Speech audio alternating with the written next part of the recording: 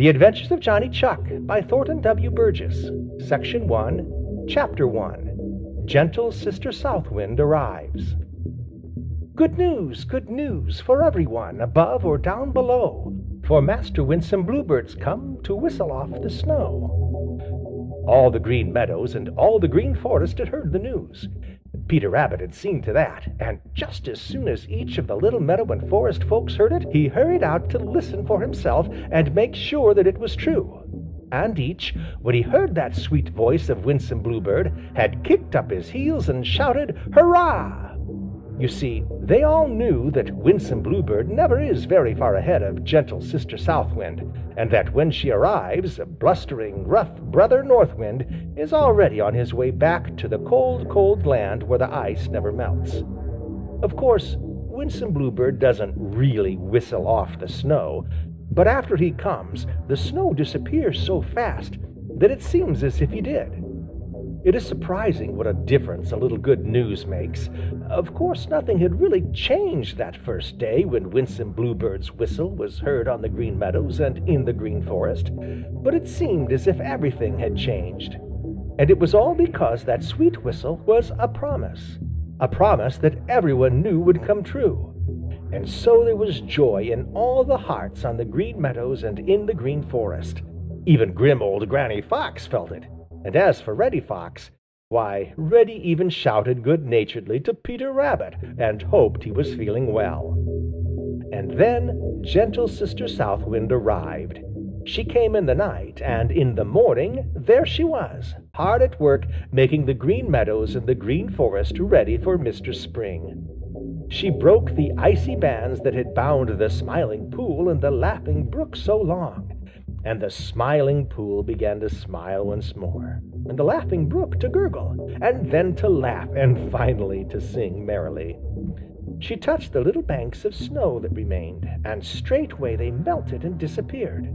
She kissed the 8 babies of Unc' Billy Possum, and they kicked off the bedclothes under which old Mrs. Possum had tucked them and scrambled out of the big hollow tree to play. She peeped in at the door of Johnny Chuck and called softly. And Johnny Chuck awoke from his long sleep and yawned and began to think about getting up. She knocked at the door of Digger the Badger, and Digger awoke. She tickled the nose of Striped Chipmunk, who was about half awake, and Striped Chipmunk sneezed, and then he hopped out of bed and hurried up to his doorway to shout good morning after her as she hurried over to see if Bobby Coon was still sleeping. Peter Rabbit followed her about. He couldn't understand it at all. Peter had smiled to himself when he heard how softly she had called at the doorway of Johnny Chuck's house, for many and many a time during the long winter, Peter had stopped at Johnny Chuck's house and shouted down the long hall at the top of his voice without once waking Johnny Chuck. Now Peter nearly tumbled over with surprise as he heard Johnny Chuck yawn at the first low call of gentle Sister Southwind. "How does she do it? I don't understand it at all," said Peter, as he scratched his long left ear with his long left hind leg.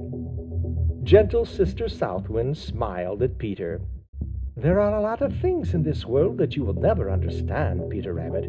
You will just have to believe them without understanding them and be content to know that they are so," she said, and hurried over to the Green Forest to tell Unc' Billy Possum that his old friend, Ol' Mistah Buzzard, was on his way up from Old Virginny. Chapter 2. Johnny Chuck Receives Callers. The morning after gentle Sister Southwind arrived on the Green Meadows, Peter Rabbit came hopping and skipping down the Lone Little Path from the Green Forest. Peter was happy. He didn't know why.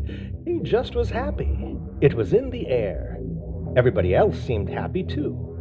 Peter had to stop every few minutes just to kick up his heels and try to jump over his own shadow.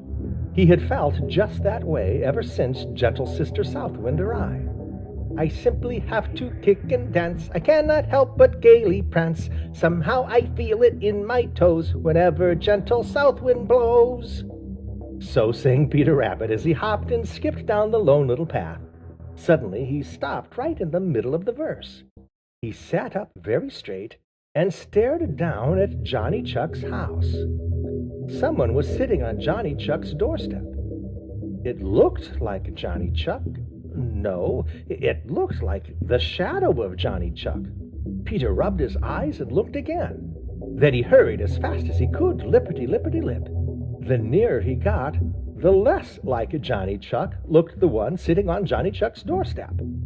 Johnny Chuck had gone to sleep, round and fat and roly-poly, so fat he could hardly waddle. This fellow was thin, even thinner than Peter Rabbit himself. He waved a thin hand to Peter. "Hello, Peter Rabbit. I told you that I would see you in the spring. How did you stand the long winter?" That certainly was Johnny Chuck's voice. Peter was so delighted that in his hurry he fell over his own feet. "Is it really and truly you, Johnny Chuck?" he cried. "Of course it's me. Who did you think it was?" replied Johnny Chuck rather crossly, for Peter was staring at him as if he had never seen him before. I didn't know," confessed Peter Rabbit. "I thought it was you, and I thought it wasn't you. What have you been doing to yourself, Johnny Chuck? Your coat looks 3 sizes too big for you. And when I last saw you, it didn't look big enough." Peter hopped all around Johnny Chuck, looking at him as if he didn't believe his own eyes. "Oh, Johnny's all right. He's just been living on his own fat," said another voice. It was Jimmy Skunk who had spoken, and he now stood holding out his hand to Johnny Chuck and grinning good-naturedly. He had come up without either of the others seeing him. Peter's big eyes opened wider than ever. "Do you mean to say that he has been eating his own fat?" he gasped. Johnny Chuck and Jimmy Skunk both laughed. "No," said Jimmy Skunk, "he didn't eat it, but he lived on it just the same while he was asleep all winter. Don't you see he hasn't got a particle of fat on him now?" "But how could he live on it if he didn't eat it?" asked Peter, staring at Johnny Chuck as if he had never seen him before. Jimmy Skunk shrugged his shoulders. "Don't ask me. That is one of Old Mother Nature's secrets. You'll have to ask her," he replied. "And don't ask me," said Johnny Chuck, "for I've been asleep all the time. My, but I'm hungry." "So am I," said another voice. There was Reddy Fox grinning at them. Johnny Chuck dove into the doorway of his house with Peter Rabbit at his heels, for there was nowhere else to go. Jimmy Skunk just stood still and chuckled. He knew that Reddy Fox didn't dare touch him. Chapter 3. The Singers of the Smiling Pool. Mr. Spring was making everybody happy on the Green Meadows and in the Green Forest and around the Smiling Pool. With her gentle fingers she wakened one by one all the little sleepers who had spent the long winter dreaming of warm summer days and not knowing anything at all of the rough, blustering Brother North Wind or Jack Frost. As they wakened, many began to sing for joy, but the clearest, loudest singers of all lived in the Smiling Pool. It was a long time before Peter Rabbit and Johnny Chuck knew where they lived. Every night, just before going to bed, Johnny Chuck would sit on his doorstep just to listen. And as he listened, somehow he felt better and happier, and he always had pleasant dreams after listening to the sweet singers of the Smiling Pool. Even after he had curled himself up for the night deep down in his snug bedroom, he could hear those sweet voices, and whenever he waked up in the night, he would hear them. Spring, spring, spring, spring, beautiful, beautiful, beautiful spring, so gentle, so loving, so sweet and so fair. Oh, who can be cross when there's love in the air? Be happy, be joyful, and join in our song, and help us to send the glad tidings along. Spring, spring, spring, spring, beautiful, beautiful, beautiful spring. When Johnny Chuck had first heard them, he had looked in all the tree tops for the singers, but not one could he see. Then he thought that they must be hidden in the bushes, but when he went to look, he found that the sweet singers were not there. It was very mysterious. Finally he asked Peter Rabbit if he knew who the sweet singers were and where they were. Peter didn't know, but he was willing to try to find out. Peter is always willing to try to find out about things he doesn't already know about. So Johnny Chuck and Peter Rabbit started out to find the sweet singers. "I believe they are down in the old bulrushes around the Smiling Pool," said Peter Rabbit as he stood listening with a hand behind one long ear. So over to the Smiling Pool they hurried. The nearer they got, the louder became the voices singing, "Spring, spring, spring, spring, beautiful, beautiful, beautiful spring." But look as they would, they couldn't see a single singer among the brown bulrushes. It was very strange indeed. It seemed as if the voices came right out of the Smiling Pool itself. When Peter Rabbit made a little noise as he hopped out on the bank where he could look all over the Smiling Pool, the singing stopped. After he had sat perfectly still for a little while, it began again. There was no doubt about it this time. Those voices came right out of the water. Johnny Chuck stared at Peter Rabbit, and Peter stared at Johnny Chuck. Nobody was to be seen in the Smiling Pool, and yet there were those voices, oh, so many of them, coming right out of the water. "How can birds stay under water and still sing?" asked Johnny Chuck. "Ho, ho, ho! Ha, ha, ha!" Peter Rabbit and Johnny Chuck whirled around to find Jerry Muskrat peeping up at them from a hole in the bank almost under their feet. "Ho, ho, ho! That's the best joke this spring!" shouted Jerry Muskrat, and laughed until he had to hold his sides. "Birds under water! Ho, ho, ho!" Chapter 4. Johnny Chuck finds out who the sweet singers are. Johnny Chuck couldn't keep away from the Smiling Pool. No, sir, Johnny Chuck couldn't keep away from the Smiling Pool. Ever since he and Peter Rabbit had gone over there looking for the sweet singers, who every night and part of the day told all who would listen how glad they were that Mr. Spring had come to the Green Meadows and the Green Forest. Johnny Chuck had had something on his mind, and this is why he couldn't keep away from the Smiling Pool. You see, it was this way.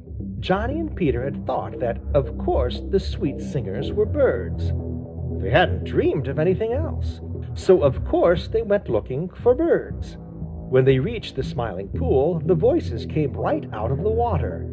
Johnny knew that some birds, like many of the cousins of Mrs. Quack, can stay under water a long time, and so he didn't know but some other birds might.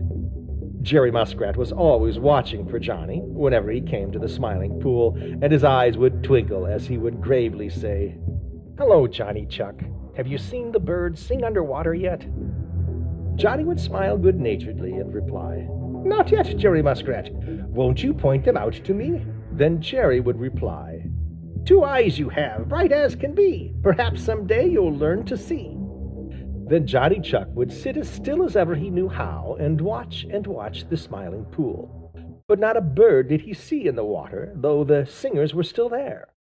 One day a sudden thought popped into his head. Perhaps those singers were not birds at all. Why hadn't he thought of that before? Perhaps it was because he was looking so hard for birds that he hadn't seen anything else. Johnny began to look, not for anything in particular, but to see everything that he could. Almost right away he saw some tiny little dark spots on the water. They didn't look like much of anything. They were so small that he hadn't noticed them before. One of them was quite close to him, and as Johnny Chuck looked at it, it began to look like a tiny nose, and then, why just then, Johnny was very sure that one of those singing voices came right from that very spot. He was so surprised that he hopped to his feet and excitedly beckoned to Jerry Muskrat. The instant he did that, the voices near him stopped singing, and the little spots in the water disappeared, leaving just the tiniest of little rings. Just such tiny little rings as drops of rain falling on the Smiling Pool would make. And when that tiny spot nearest to him that looked like a tiny nose disappeared, Johnny Chuck caught just a glimpse of a little form under the water. Why, the singers are Grandfather Frog's children!" cried Johnny Chuck. "No, they're not, but they are cousins to them. They are the grandchildren of old Mr. Tree Toad, and they are called Hylas," said Jerry Muskrat, laughing and rubbing his hands in great glee. "I told you that if you used your eyes, you'd learn to see." "My, but they've got voices bigger than they are," said Johnny Chuck, as he started home across the Green Meadows. "I'm glad I know who the singers of the Smiling Pool are, and I mustn't forget their name. Hylas! What a funny name!" But Farmer Brown's boy, listening to their song that evening, didn't call them Hylas. He said, "Hear the peepers! Spring is surely here." End of section 1.